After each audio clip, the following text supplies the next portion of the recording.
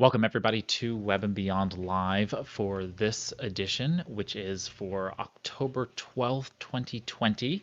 I'm Ray Sidney-Smith, President of W3 Consulting and Managing Director of W3C Web Services.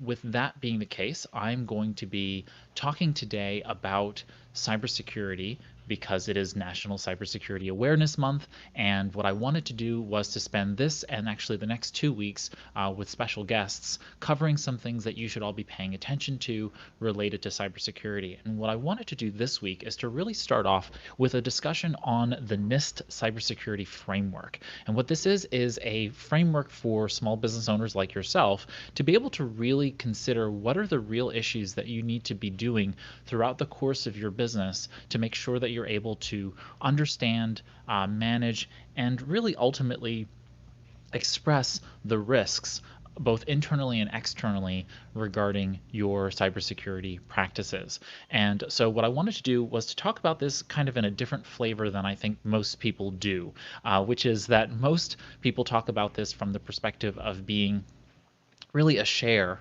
and shame kind of concept, which is to basically, you know, fear and shame you into utilizing these practices. And what I want you to be able to do is to really focus on, for me, the things that are practical and productive for you regarding your cybersecurity practices. So, for example, I think about this from a marketing strategy perspective first and foremost, which is that if you are staying safe, you are projecting a message to your customers that you care about their safety, that is the safety of their data, safety of their own security and privacy, and that is something that people they can't buy. There's really no value higher than protecting people's data privacy and data security, especially when they're transacting with you in the digital age. So I really find it to be important as just kind of a marketing edge to always say, I think about your privacy first so that you're able to work with me and be safe and secure in that way. Two is just kind of a greater resilience perspective, which is that when a business is impacted, which is usually when people contact me, while I don't handle cybersecurity for small businesses, my background and specialty in helping people in the digital space, people just contact me a lot about issues, and it's always after the fact when they have been impacted by a phishing attack that has led to some kind of malware infection or something else like that, that they then come to us and say, "Gosh, we've been infiltrated, and what can we do now to protect ourselves in the future?" And usually it's too late, right? Now they've lost productivity in that sense. And what I really would love to see people do is to have not lost that productivity and to be on the kind of before side of that, before they're impacted by all of this, so that they're able to continue working without any impact on productivity. So you have lower downtime, greater productivity, and in many cases, you'll have lower insurance premiums and lower costs generally. I mean, some of these larger, security risks, security impacts, breaches, and otherwise that have happened, you have like a ransomware attack, and the ransomware person's asking for, X number of hundreds or thousands of Bitcoin in order to be paid off. But at the same time, you have on the flip side of that, even if they don't pay the ransomware, they're still paying millions of dollars to be able to do the backup, restores, and so on and so forth. So while your business may not cost your business millions of dollars to restore data, it can still cost thousands, maybe tens of thousands of dollars to restore data systems, even if you don't pay for ransomware. So it ends up actually costing you money that you just don't need to pay for, that you shouldn't have to if you do the right things. And then next up is staff. And we know that unfortunately, it's human error and also internal human infiltration that actually is the highest numbers of problems when it comes to cybersecurity. And if we are cybersecurity focused as small business owners, we can both stop people from gaining access to systems that they shouldn't have in the first place, which removes the risk there, right? And two, Happy staff members, right? Staff members that are calm, given a sense of safety so that they can log in and pay attention to what they need to, really gives them a sense of being able to work without fear. So often now today, people are always talking about how employees are the ones who are the likeliest people. I literally just said earlier, right? Staff members are the likeliest error in the systems. They allow in that first phishing attack by clicking on a link in an email, those kinds of things. If we can kill some of those things at the top of the chart, then what happens is we're able to then create a greater experience for employees because they feel safe to be able to be innovative and creative and do the work they need to do in their environments without too much fear of cybersecurity impact. And then, of course, I always think about this from an innovation perspective. If we're doing the right things in cybersecurity in our businesses, we're actually also doing really great things in terms of innovation and being flexible and adaptive in a dynamic environment. If 2020 hasn't taught us anything else, it's the fact that being in and around, a situation that is constantly changing and uncertain for so many of us, we have to be able to be that flexible and adaptive in the face of almost anything, and we have to kind of consider it as an ongoing natural disaster. This whole COVID-19 pandemic, if we think about the cybersecurity risks as basically an ongoing thing, right? It's an ongoing natural disaster. We're capable of watching it in slow motion and understanding how to respond to those things, but it actually will create new and good things on the other side of this. In one case in point, I mean, something that I've been talking about quite often in these past, almost year now, is explaining to people how their ability to take a physical retail environment and make it digital now gives them, on the other side of this pandemic, a real great solid business that will be future proofed to some extent, and it's diversifying revenues. It's creating multiple revenue streams as opposed to just one, and maybe creating new products because delivering your services through the web as opposed to just in a physical environment or over the phone and email is giving them a greater and potentially broader audience in order to serve. So these things are really, really powerful. We're really on the stop thinking about it from a fear-based perspective and then really start thinking about it from how can you make this a business advantage, and then cybersecurity becomes a much easier thing. So what I wanted to do was to cover how the NIST Cybersecurity Framework is structured, and I don't want to get too far into the details. I want to cover by showing you some of the pieces here so that you're better able to understand how it's put together and so on and so forth. But I do want to cover some of the background details so it's a little bit more useful to you in essence.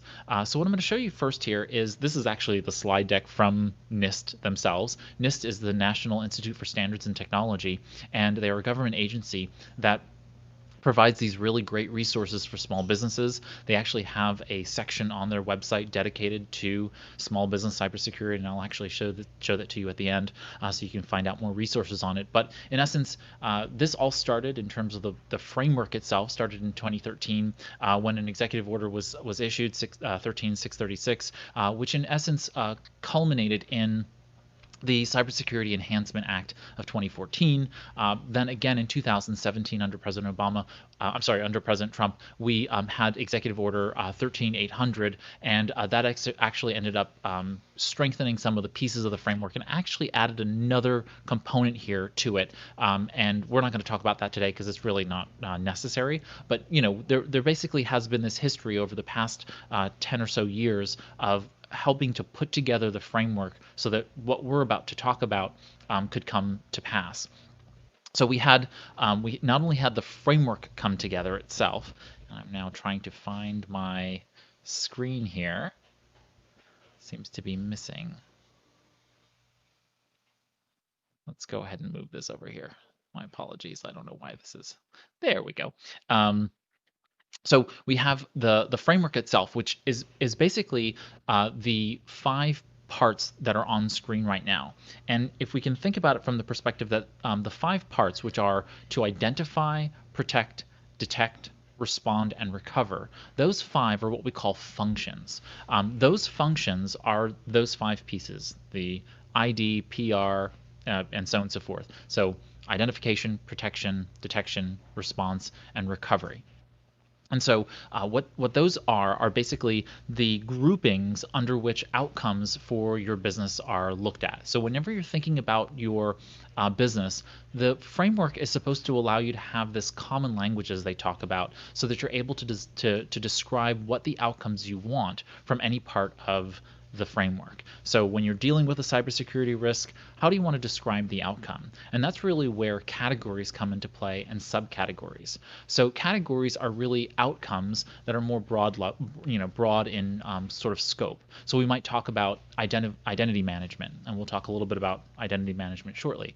So we can talk about identity management, and that's a broad category, right? So that's a category. Within the subcategory, we might then talk about access level management and how we're going to do user account management within a particular business. That's going to be our subcategory, and how we define subcategories within the system are those specific outcomes. We're going to set user account levels to the least privileged user level whenever anybody else, whenever we create new user accounts, right? So the administrative assistant doesn't need access to the financial systems that the accountant needs. All they need is the least privileged user account access in order to be able to do what they need in the world that they're working.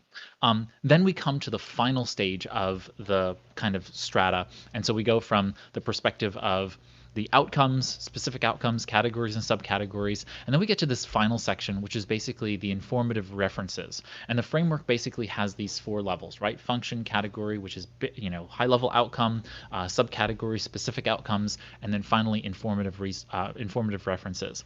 Those are basically resources. They may be standards, they may be guidelines, they may be practices that you want to implement in the business to be able to make sure that you are adhering to those pieces. So in essence, that is the framework in a nutshell, right? It covers these broad areas and pieces so that you're basically able to understand what's going on in those spaces.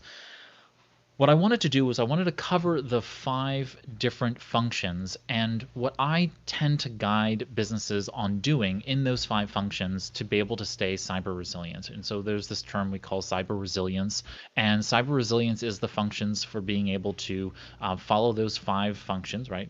And staying on top of all of the various areas within the business. So I wanted to cover each of these and talk about some of the pieces that you can use to stay cyber resilient throughout the process. And of course, that takes us first to the idea of identification or identifying. And identifying really comes down to the idea of identifying all of the areas in which you need to pay attention to when it comes to your own cybersecurity footprint. I actually usually start people out in this particular area, which is that most businesses don't know this, but you have a footprint. You have a business credit profile, and so your financial world and really everything you do as a business, legitimately on with financial institutions, with other businesses, and so on and so forth, are actually tracked using something called your DNB number, your Dun and Bradstreet number. It's a credit file, just like you would in your personal finances. You have the 3 major credit reporting bureaus, and so on and so forth. So I usually start with businesses when we talk about identifying in the system, is just to take it down to a very practical level, right? If we just jump from categories and subcategories and so on and so forth to one of the informative references, just a generalized practice is to go ahead and make sure that you have a DNB number, that you're tracking your credit profile, and making sure that there aren't other bad actors who haven't already gotten in and gotten access to your data, gotten access to your financial records, and have used them inappropriately. This is a good first step. I would also recommend that you go ahead and do this with the 3 major reporting agencies, the personal credit reporting agencies. You are allowed a free credit report according to federal law once a year from them. It's not going to give you a credit score, but it's going to give you the report itself, and you can go ahead and submit for that. You can gain access to the credit report, and you can actually make sure that something bad hasn't already happened. Many times, I've talked to clients and they don't realize until after the fact that something has happened, and once they've done the research, they find, oh, you know what, we've been having this problem for quite some time, didn't realize it, but now we recognize that somebody has been utilizing our name, usually by mistake. It's usually not that they were willfully doing it.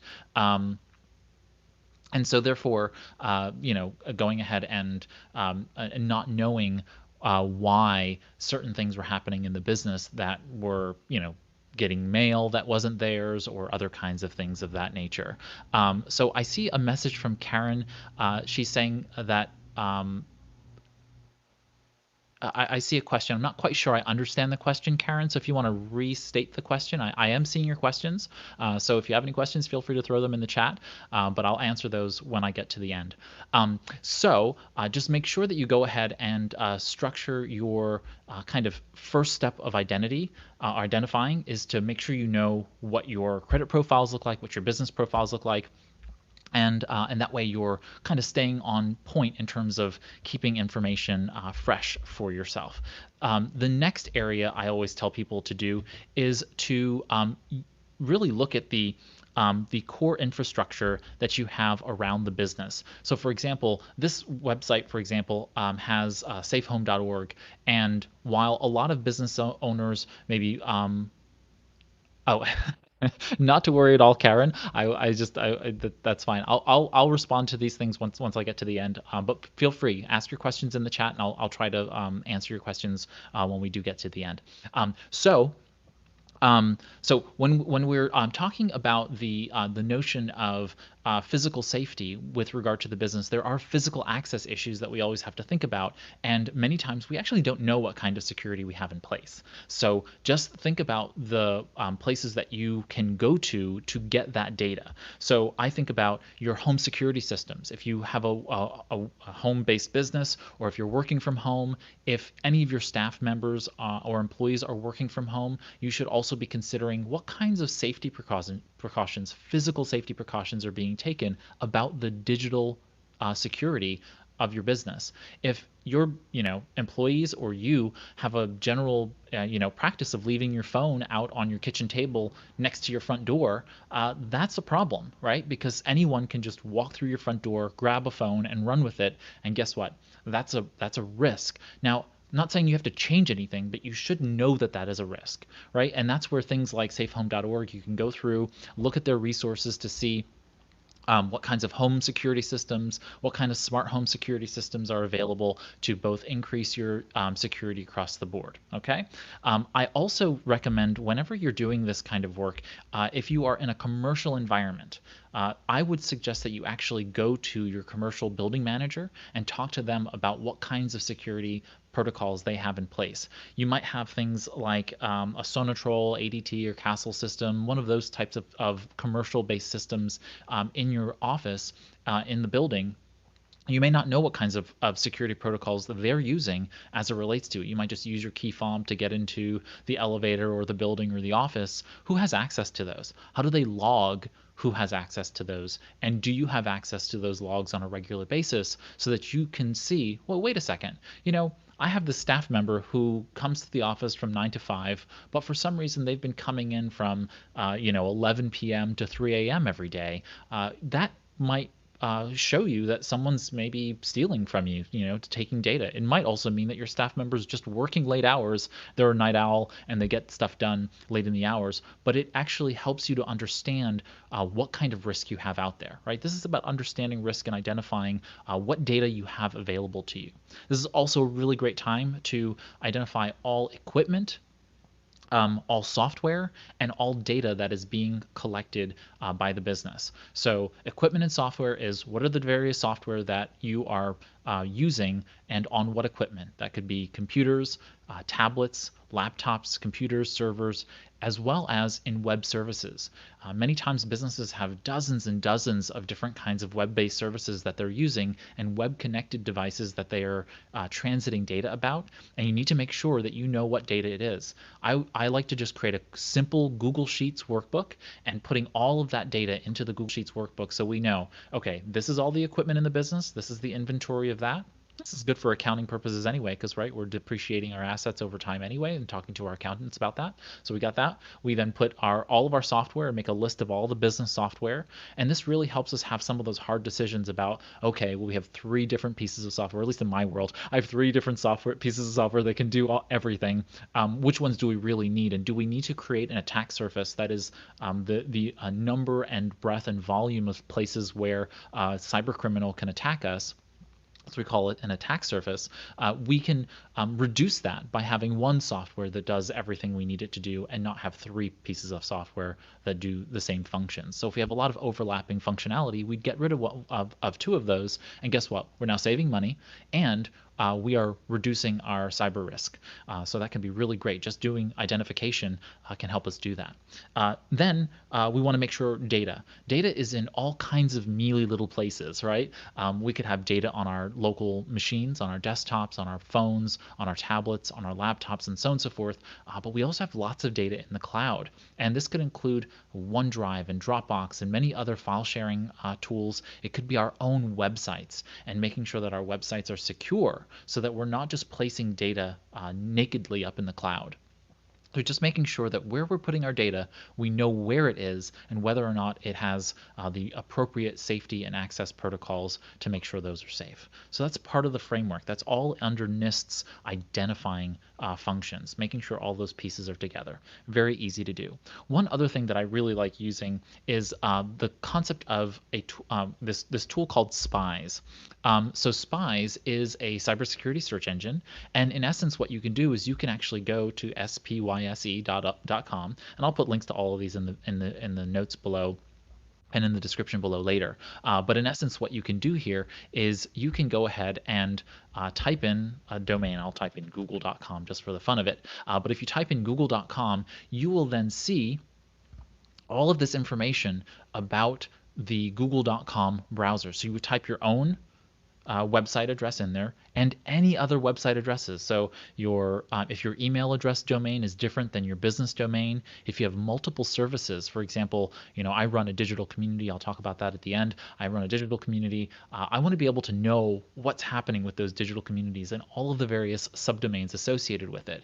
And you can see here, it looks at DNS, and you don't even need to know what these things are in order to be able to benefit from seeing this, but you can see all of the various data that is embedded in here and seeing what is happening with your data, and really sometimes what is happening with your client's data, because it's databases that's holding client data usually that is happening on the internet. It shows you related organizations. So here goes Google. You can see all the various other related organizations to it, all of the underlying certificates, security certificates related to it, all kinds of fun things. You can see the email addresses for the organization that are exposed to the web, and what that means for your business. I mean, just really, really interesting information that you can capture and utilize just to, get a better idea about what you have exposed there on the internet. And then, of course, this leads us to, I'm sorry, I thought I was actually sharing this on screen. But you can see here, this is what I was talking about on screen now, which is the Spies search engine, and seeing all the various data that you can look at and track about the domain and domains of your business. Okay, last but not least is then creating some level of policy around the organization. And I find this to be one of the most daunting practices, which is going out and really identifying what are the policies that we need in order to be effective in the business. I think having a digital device policy is going to be really important, and making sure that you go out there and making sure that you have some higher level policies like an SPF policy on your email, which is basically a type of technology, that you're implementing some code up there in the cloud that basically protects the identity of your email going outbound and inbound for your email transit. You can make sure that you have either DKIM or DMARC, which are other types of email-based authentication. You can have some digital device policies, as I said earlier, making sure that you're telling your employees which devices they can bring to and from the office and connect to services. Making sure your website has TLS encryption, basically that little lock icon on your website, is really important.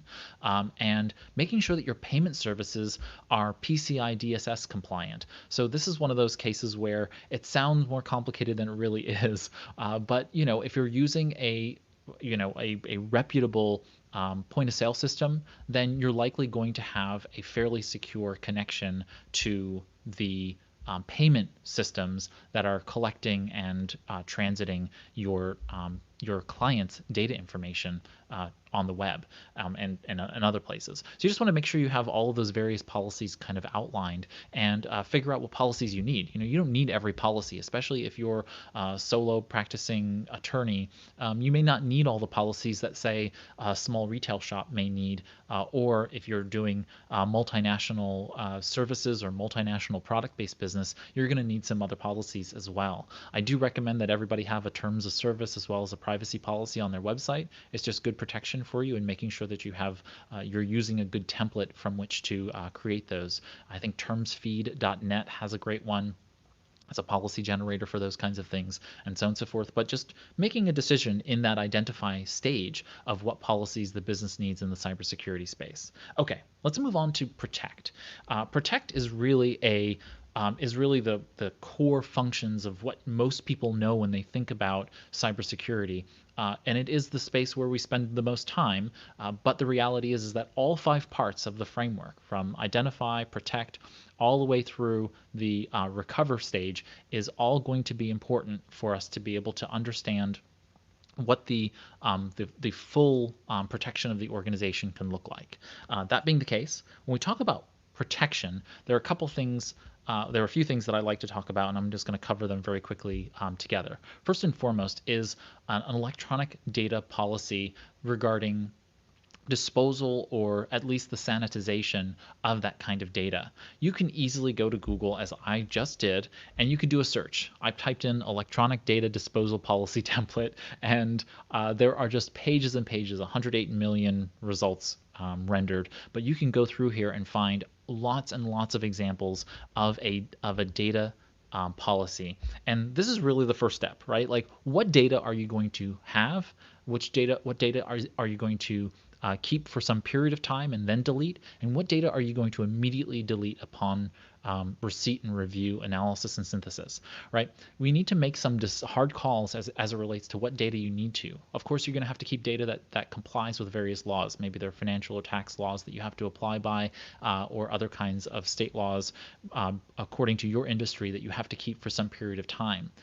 Then you need to get rid of that data or keep it for some period of time, and then keeping it for some period of time and then deleting it, and having your staff aware of what that process looks like, how long you're going to keep email, how long you're going to keep documentation, how long you're going to keep other kinds of reference files, internal and external reference files. This is all important, not just from a cybersecurity perspective. I would also push that it's probably a good position for e-discovery or electronic discovery. If you're sued and you have data that is, since the beginning of the business, guess what? The law firm on the other side, the lawyer on the other side, the law firm trying to litigate the situation, they're going to want that data. They're going to go ahead and ask the judge for all the data they can possibly get. Now, of course, you can fight back against that and say, how is that pertinent to the case involved? And make some argument to that effect. But just know that what's good for data sanitization and data disposal is also good for e-discovery, it turns out, as well. Okay. Next up, I wanted to kind of take us along to the idea of, then, from a protection perspective, what can we do at what we call at the edge? At the edge means wherever we're connected to the internet, that outermost point where data is basically got its first point connected to the outside world. That is usually met by a router or a hub or some other kind of data piece. When you're connected from your tablet, your laptop, your computer, you're connecting through a router or some other device that connects up to your internet service provider and out there to the world. What most of those have, and some of them don't, and now that many of us are working from home or some hybrid of home and at the office, many of them have a firewall. And those firewalls are sometimes good, they're sometimes not so good. And so I tend to actually recommend people to have stronger firewall tools. And one of those firewall tools is called Firewalla. And Firewalla is a tool that allows you to be able to you just basically plug this device into, and I'm going to bring it up on screen here. You just plug it into your network, and it acts as kind of a sentinel. It kind of monitors your network, and it gives you a whole bunch of power. Now, they run in different versions. So you can see here they have like the baseline, which is the blue. They have a red, gold, and then they have this much more next generation one, which is this multi gigabit version as well. But in essence, you can put these small devices onto networks, and they provide you with all kinds of optimized security functionality. So they can not only protect you against hackers on your network, this can include it like if you have any key employees or if you have employees who are working from home, they're on home networks with home, routers. Those are not designed to protect a business, certainly not designed to protect customer data. And so something as simple as a firewall plugged into the home network can really seal a lot of the cybersecurity, holes and really protect the system. In addition, it gives you a whole bunch of other features. I mean, privacy protection with a VPN. So even if you take your laptop, or I take my iPad here, I have all my notes on my iPad here. I take this iPad out to a cafe with the VPN on it. I've basically created a secure tunnel so that the public Wi-Fi isn't picking up all of my interaction and data while I'm out there in the wild, in essence. You can block ads through Firewalla, so just a really, really powerful tool. Now, contrast that with pfSense. pfSense is actually an open source piece of software. So if you're of the geekier side, like I am, a little nerdy, and you like technology, you can install pfSense, directly on a Raspberry Pi or any other appliance that can run the software.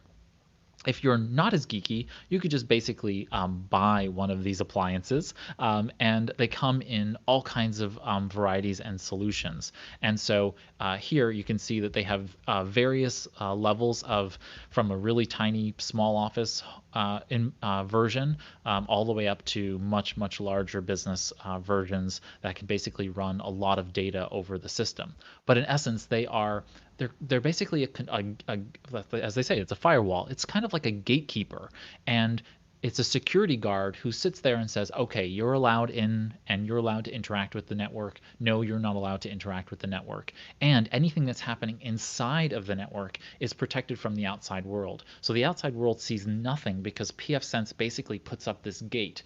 And so what's happening inside the network stays in the network. It's kind of like what happens in Las Vegas stays in Las Vegas, right? And so pfSense can actually be a very, very powerful tool for being able to protect against these kinds of cyber threats by, in essence, creating a firewall and giving you controls. You can like log into the pfSense and say, hey, I don't want any of these things to be bothering my system and getting in the way. A couple of other notes here. Under Protect, it's really, really important for you to be able to have and update your computers and devices. So if your computer or device has a function, a digital function, that is, it's powered by a battery, it likely needs to be updated if it's communicating and transiting data on behalf of the business. If there isn't a function for being able to update it, I usually recommend that you chuck it. I mean, you need to find a tool that can do the same thing where you know that it is getting regular updates, both security and feature updates. But for me, mostly it's security. If it's already doing what you need it to do, let it keep on doing it, but it needs to be able to get security updates.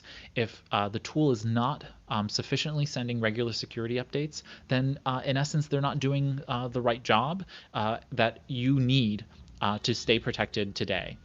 So when those kinds of things happen, you need to make sure that you're getting rid of those devices that are not keeping up to date and not getting you and keeping you protected. If you were using Windows or Mac OS, Android or iOS or iPad OS, all of them provide regular updates. And while it can be a little bit frustrating I know very well that reality, because features change and so on and so forth. You must at least turn on either automated updates so that you're getting the regular security updates. I don't care about the feature updates. I care about the security updates. Make sure the updates are secure, and go ahead and keep yourself buttoned up in that sense. The reason for that is that the more updates, security updates you get, the lower you have a risk of something that some cyber criminal found out about, right? You know, we have cybersecurity researchers, white hat researchers who are out there studying devices and learning about cyber risks on these various devices. They go, oh look, there's a Apple threat that can be exploited. They let Apple know. Apple builds a fix for their system. They push it out to their users. And now it's up to the user, usually, to say, yes, I want to update this particular version so that I get the latest security updates. When you get those security updates, you now have blocked out that cyber criminal who is now looking for devices at a particular version to go ahead and infiltrate their systems. So if you can go ahead and get yourself protected, then you're removing yourself from that class of victims that malware criminal is out there infecting other computers with. So just staying up to date regarding those security patches, you can usually turn those on in a automated fashion, and you're usually pretty good to go. Now, there's something that I think I'm probably in the minority about, but when we talk about the NIST Cybersecurity Framework, one thing they talk about is installing software that is going to protect you, basically is going to monitor your system for these kinds of things. I'm actually quite against it. On the Windows system, we have Windows Defender, which is Microsoft's built-in Windows malware protection tool. It is purely sufficient for what you're going to need. On the Mac OS system, you can potentially install other kinds of malware protection tools, like some kind of antivirus and other kinds of things. They tend to actually be more buggy and more virusy than actually not having anything. If you just stay up to date, you're likely going to protect yourself more if you're not visiting websites that are known for infecting you with malware. You're going to be better off not having anything and just keeping it up to date than installing something that's going to create, one, more cost to the business, and two, potentially a greater attack surface, because you better believe that those cyber criminals are out there looking for exploits in the software that you have installed for antivirus and anti-spyware and otherwise, right? They're trying to attack those tools as much as they are trying to attack the operating system as well. So no reason to really get yourself bent out of shape in that regard. If you're currently using an antivirus software, that's fine. Continue using it if it's updated regularly and it works for you. My personal opinion is that we no longer need those because we have Microsoft Windows Defender doing the job, and as long as the security updates are being done and applied to all of our systems, right? Android, iOS, iPad OS, Mac OS, and Windows, as long as those are being updated with their security updates, that's the most and best we should be doing in those capacities. Next is backups. I've actually done a 3-part series on a colleague's podcast, and I'll put links to these in the video notes, but you should have effective backups for your systems. Full stop. Next up is encryption. Encryption is this very complicated world, right? When we talk about algorithms and computer technology and whatnot.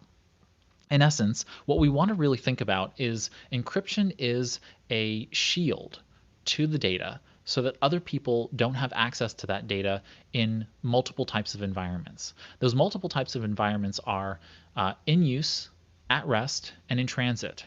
Now, most of the time, if it's in use, it's usually unencrypted because it's locally on our system or on the server being utilized, and therefore it's protected by our firewalls. When it's in transit, definitely we want that encrypted, right? If there's any messages or secured information or private information that's being transited across the internet, insecure, unencrypted, that's basically sharing it with the rest of the world. It is the World Wide Web, right? Then we have the idea of at rest. So when we take data down onto our systems or pushing data up to a cloud server, basically a web-based server, the web-based server should be encrypting that data because it's outside of our firewall, and we don't want the people who have our data in the cloud to just have ready access to the data of our clients and customers. Okay, so we want to make sure that we have those encryptions. So that's the part of protect, and there's nothing more that I can really say about that other than talk to the providers. Talk to the folks who are providing you with software and say, hey, is this encrypted at rest? Is it encrypted in transit? What kind of encryption are you using? And how can I be assured that you're doing the right things in those capacities? And then, so Karen, you have a couple questions, and I'll stop here because I'm going to go to detect and see if these questions were related to the protect section. You're asking, how does a company know they are being sent a validated update as opposed to someone trying to get into your system pretending they are your software company? And then your second question, I think, it's the same question. Okay, so. Great question. What I would usually do is if you go to the website of the software provider, they will post their what they call release notes. Sometimes they'll put out a blog post. Sometimes they'll tweet about it. In essence, you want to see that the software provider themselves has notified their customers in some way, shape, or form. That could be via email, newsletter as well. And in those release notes, it should say we're updating with version, and they'll give a numbered version and date and time in which they've released that version. If it matches up with the date and time that you've received the notification in your software, you have greater assurance that that software update is from that particular vendor. If you have any questions, most of the time these things are what are called signed. They have a security key associated with them. You can actually email the software provider and say, hey, can you send me the key so that I can verify in the software that this is the actual and appropriate update from you and not from some ne'er-do-well? Okay, so you can do those kinds of things. If you have it set up with, like I said, if it's Microsoft, if it's Android, if it's iOS, iPadOS from Apple, or if it's from macOS from Apple, if you turn those things on automatically, they do a lot of work in the back end to make sure that those are validated. It's any software providers outside of the operating systems that you would want to do that kind of assurance work with. So good question. Okay, next up is detect, right? So we've gone from identify to protect, then we go to detect, and then we'll talk about response and recovery. So in the detection world, we talk about intrusion detection systems and intrusion prevention systems, and these are in kind of the enterprise level when we talk about these things. In terms of business, you really should just think about the concept of detection as being you being vigilant, training your staff on how phishing, doxing, whaling happens. So phishing attacks and spear phishing attacks and whaling is really just the idea of getting information so that you can then get someone to click on a link, give you more information. Doxing is the idea of collecting information. It's all social engineering attacks. So if I call your business and say, hey, by the way, I'm your plumber, and and I got to notice that your plumbing system was having some problems, and I got to come over and look at them. What's your water account number so that I can get that water account number? And you say, oh yeah, well, it's the plumber. I might as well give him the number, and so on and so forth. And plumber, you give the plumber the number of your water account, and then the plumber calls back and says, thank you so much for giving me the water account. You know what? I called the water company, and they wouldn't let me talk to you, so I need some password on your account in order to talk to them.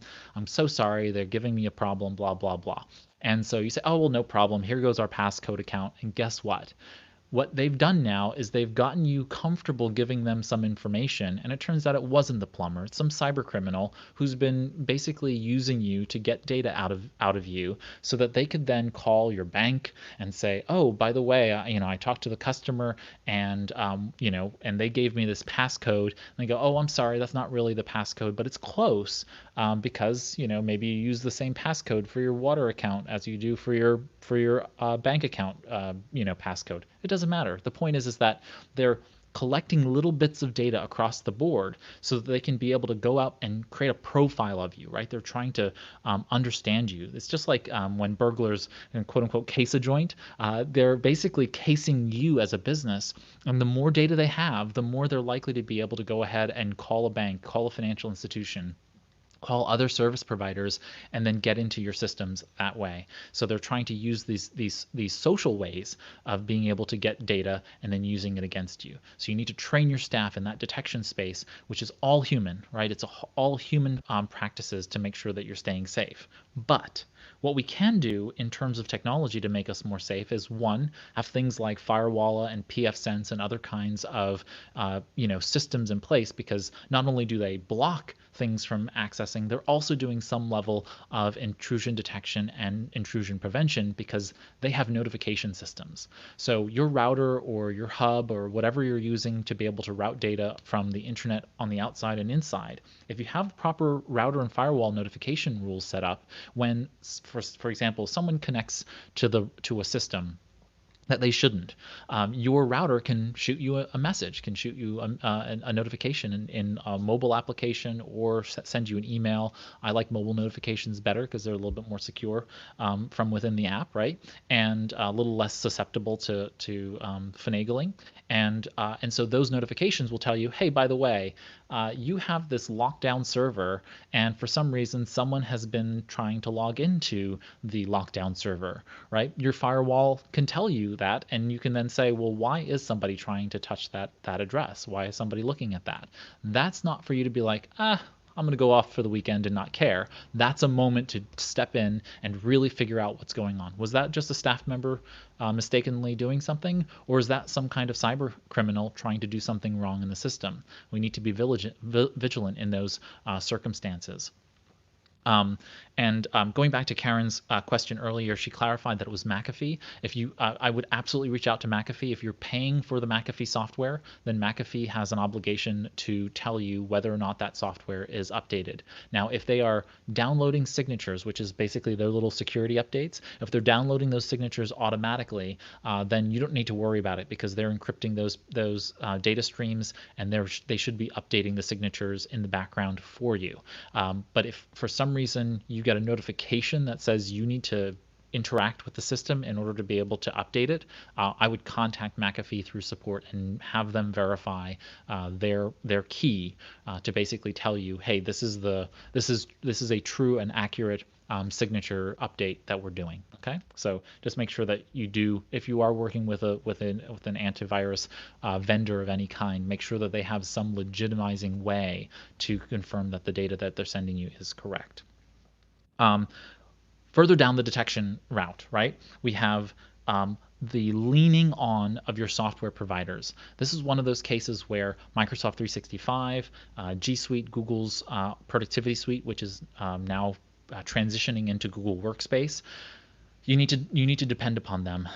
With SAML, which is a markup language that allows for security assertion, then there is single sign-on, and so these providers give you the ability to use them to log into systems so that you're securing access and monitoring access through them, and therefore you can be notified when someone is not able to log in effectively, knowing that, hey, why am I getting a bunch of logins from Ethiopia when my business is in Peoria, right? Like, it just doesn't make any sense that someone's trying to log in from this foreign country when you're here in the States. So those are the kinds of notifications that your software vendors can then, your infrastructure vendors can then send to you. I do this myself. We are a G Suite house, and so we're transitioning over to Google Workspace ourselves, and I personally use Google in my own product, in my own personal life. I'm the Google Small Business Advisor for productivity, so you can imagine I like Google products, both personally and professionally, it turns out. And so I have multi-factor authentication turned on all of my Google accounts, and I actually have a security key, a physical security key for both accounts as well. So multi-factor authentication says Google is looking for where I am located. It's looking at my username and password, which, just think of it as a public key and a private key. Those have to be correct. Where I'm logging in needs to be someplace I've logged in before, and makes sense that if I'm logging into the location, that other devices are connected maybe in the same location or in the same vicinity. And it then has me plug this little device in and press the button, or using Bluetooth, clicking the button on the Bluetooth dongle, and then it says, oh yeah, this is actually Ray, and he's trying to log into the account. Now, if I don't do that, or if, and all of my staff have the same security protocols, if we don't do that, And it's for any service that we're logging in through Google for, and that goes beyond Google, right? So if I'm trying to log into HubSpot, or if I'm trying to log into any other third-party service that gives us Google single sign-on, they will not let us in unless we do that right protocol for multi-factor authentication. So and if there is a failure to log in, it notifies me, right? So it can tell me, hey, by the way, we just saw a potential person trying to log into this place, or someone put in your actual username and password. Like they got through the first stage, but they couldn't authenticate beyond that. You probably want to go ahead and change your password because someone has gotten access to it. And that's happened to me, but because I have my multi-factor authentication, who cares? Like I've not been infiltrated at all. It's just done that detection and prevention for me in terms of protecting me from the logins that are erroneous. Okay, so we want to pay attention to those things. All right, finally, our response and recovery, and these kind of blend together, but they're distinct features here. One is the concept of understanding from a response perspective. You have a responsibility under state law, usually, to deal with a couple of things: data security, and data privacy, right? So just protecting data security, and protecting data privacy.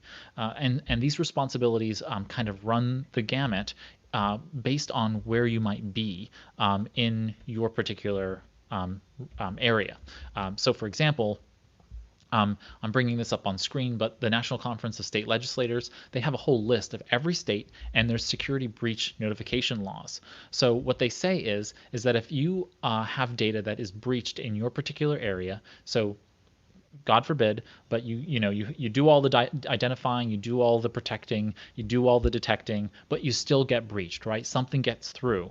You have an obligation in all 50 states in our union, at least in the United States, to report that something has happened, okay? And this is related to personal information of your customers. That could be social security number, driver's license number, any kinds of identifying information about them, and telling them what has actually been infiltrated, what data has been exfiltrated in essence from the system. So you have to be really mindful of this in the sense that you have an obligation to tell the authorities what actually has happened and what you have done to mitigate that both now and in the future.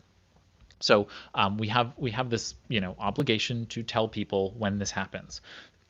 On top of that, in particular industries and for different reasons, you might have greater requirements. So we have HIPAA, which is the Health Information Privacy and Accountability Act. We have the COPPA, which is Children's Privacy and Protection Act. FERPA, which is related mostly to student records, so if you happen to be in the education space. We have CIPA, which is the Children's Internet Protection Act. Filtering child records from harmful or what they consider obscene content on the internet. We have the Gramm-Leach-Bliley Act, which basically created greater responsibility to financial institutions like banks and otherwise, and what kinds of data protection and privacy protections they need to place on you. So if you're in that space, you might might have to comply with the GLBA. And then most recently, we've had 4 or 5, maybe 6 states apply their own laws that are akin to what we know as GDPR, or the General Data Protection Regulation, which is an EU law. It's extraterritorial in essence because it extends to any EU citizen wherever they may be. So we're not just talking about people who are in the EU states, or one of the covered locales of the EU, but it's for the EU citizens wherever they may be in the world. So if you have someone who is a German citizen in Virginia, Alexandria, Virginia, right now, they are protected by the EU General Data Protection Regulation. And that means your business, if they were to reach out to you, you would need to comply with those lest you want to be fined up to the 20 million euros that can be fined against you under the GDPR. It's insane, but it really is a reality. Now, most businesses are not going to be culpable to that, and most businesses are not going to really worry about it too much. But I do recommend that you start to think what that all looks like. I did a whole episode on GDPR on the podcast, and I'll put a link to that in the video description and in the show notes as well, so you can check that out.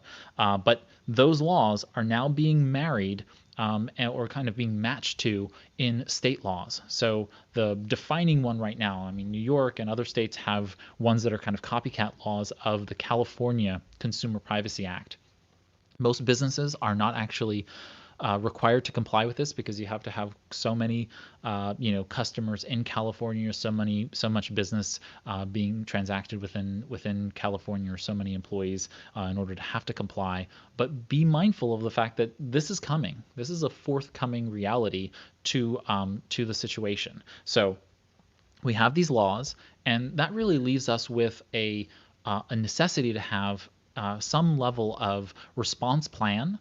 How are we going to do data breach notifications? How are we collecting client information outside of our normative systems so that we're able to, in a pinch, send a communique? Is that calling them? Is it emailing them? Is it sending them letters? What are the requirements under your state law in order to do that? Then, of course, having some kind of business continuity plan. Just like you have a disaster recovery plan, you have a disaster recovery plan, right? You should add this cybersecurity response plan to your disaster recovery plan, just like how you would respond to a natural disaster, how you would now we have to plan for pandemics. How do you plan to be resilient among in a public health crisis? These are things we should add into those business continuity plans to make sure we're covering for cybersecurity incidents. How are you going to keep the business running while still notifying authorities and keeping your customers and vendors up to date as you're dealing with the recovery process? So then we go into the recovery process, and of course that requires us to go in and say, okay, what data do we have backed up? What infrastructure do we have running? What was shut down during the cybersecurity incident? And how do we get ourselves back up and running? And then again, rinse and repeat in terms of communicating those things with customers, with your vendors, with your employees to make sure that they're all up to speed.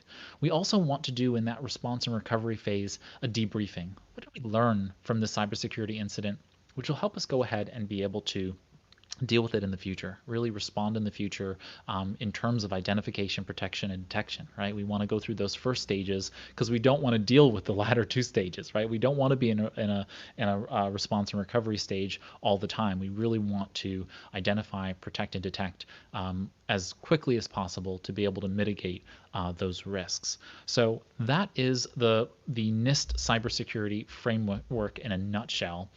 There are a couple of other things that you can, I just wanted to mention very, very briefly. Every business should be using password management.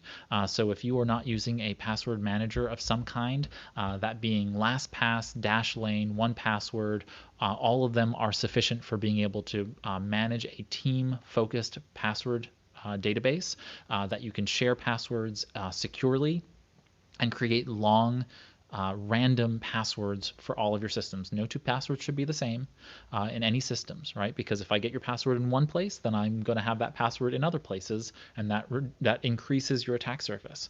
But if my private key is at least different, that is, the password is different across all those systems, then I have a greater chance of being, capable of stopping those bad actors.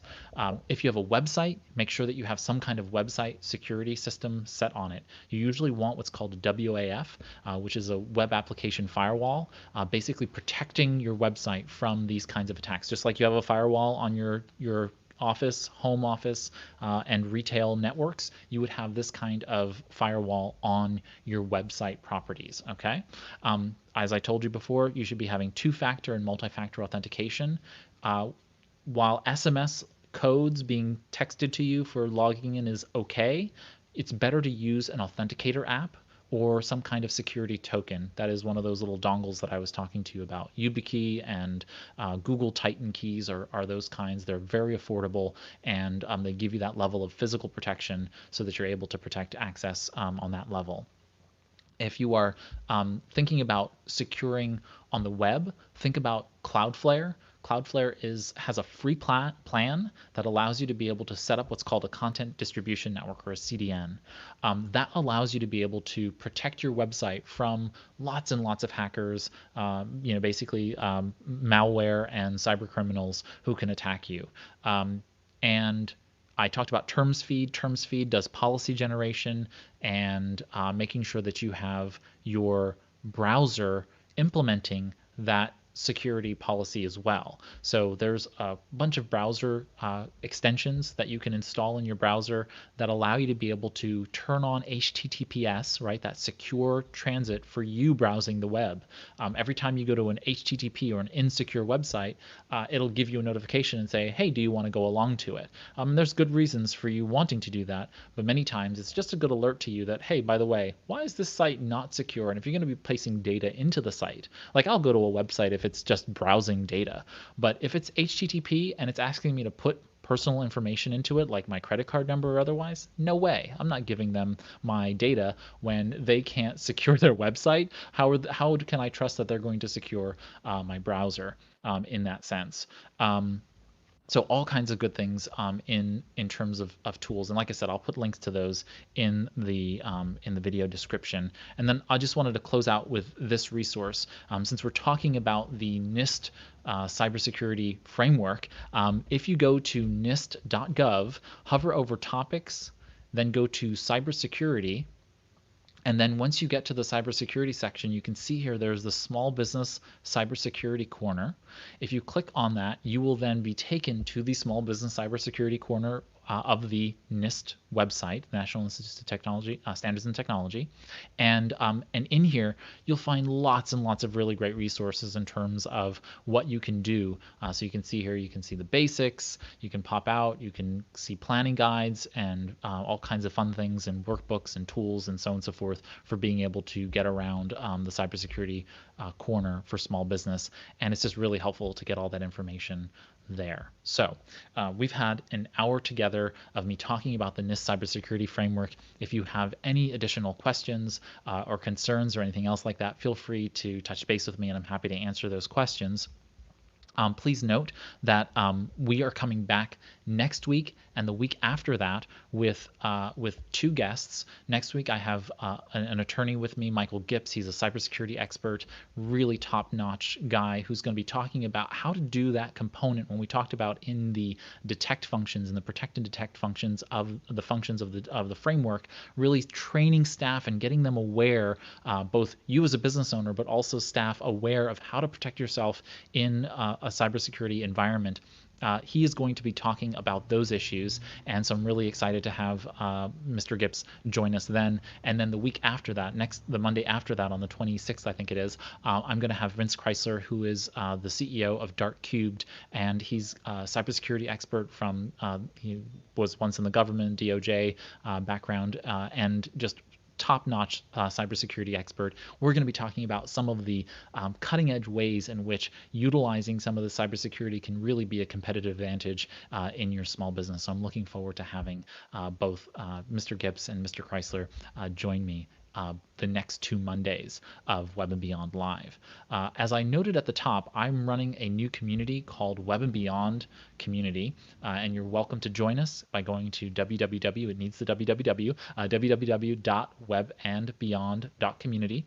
Talking about cybersecurity, you have to go to the www, otherwise you'll probably get a little thing that says, hey, this isn't secure, but really it is secure if you go to www, and so you'll be taken there and you'll be able to sign in and join the community. It's free, and I'm doing events, roundtables, all kinds of fun things inside of the community. It's nascent, so we're just getting started. So join, ask questions, feel free to engage. I'm looking forward to building the community as we go. And so with that, that takes us to the end of this episode of Web and Beyond Live and the NIST Cybersecurity Framework. I thank everybody for joining me here for this session, and hopefully you have a great rest of the week marketing and managing on the Web and Beyond. I'm Ray Sidney-Smith with W3 Consulting and W3C Web Services. Take care, everybody.